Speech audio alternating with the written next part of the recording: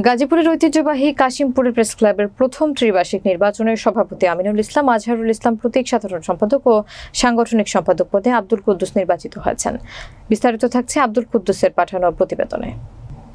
বৃহস্পতিবার সকাল 10টা থেকে দুপুর 1টা পর্যন্ত উৎসব মুখর ও সৌহার্দ্যপূর্ণ পরিবেশে প্রেস ক্লাব মিলনায়তনে ভোট গ্রহণ অনুষ্ঠিত হয়।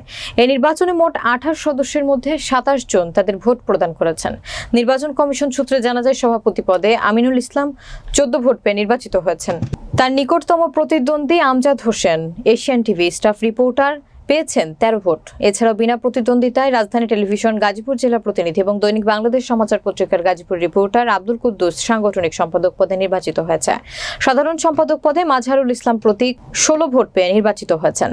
তার প্রতিদ্বন্দ্বী মোহাম্মদ আলী সীমান্ত পেয়েছেন 11 ভোট। সিনিয়র সহসভাপতি মোশাররফ হোসেন মুসা 17 ভোট পেয়ে নির্বাচিত হয়েছেন। তার প্রতিদ্বন্দ্বী আব্দুর রহমান পেয়েছেন 9 ভোট। যুগ্ম সাধারণ সম্পাদক পদে নূরে আলম জিকু দৈনিক সবুজ নিশান 21 ভোট পেয়ে নির্বাচিত হয়েছেন। তার নিকটতম প্রতিদ্বন্দ্বী রিপন মিয়া এবিসি ওয়ার্ল্ড পেয়েছেন 6 ভোট। ভোট গ্রহণ শেষে ক্লাবের কার্যকরী পরিষদ নির্বাচনের প্রধান নির্বাচন কমিশনার সাবেক কাউন্সিলর দবির উদ্দিন সরকার এ ফলাফল ঘোষণা করেন।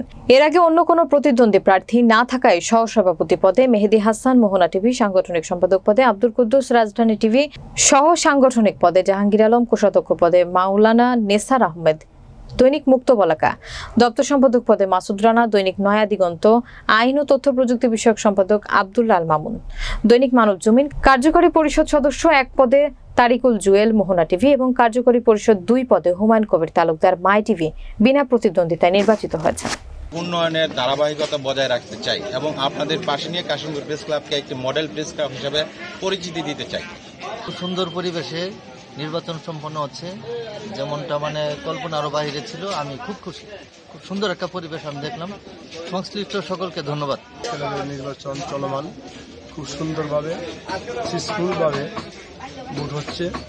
আলহামদুলিল্লাহ, যার যার অবস্থান থেকে সে রেজাল্ট নিয়ে আসবেন এই বিশ্বাস রাখি। সুস্থভাবে ফলাফল হবে। সুন্দরভাবে সবাই নির্বাচন দিতেছে। এখন পর্যন্ত কোনো অপ্রীতিকর ঘটনা ঘটে নাই, তবে আমরা আশা করবো যে এরকম সুষ্ঠুভাবে নির্বাচন হবে।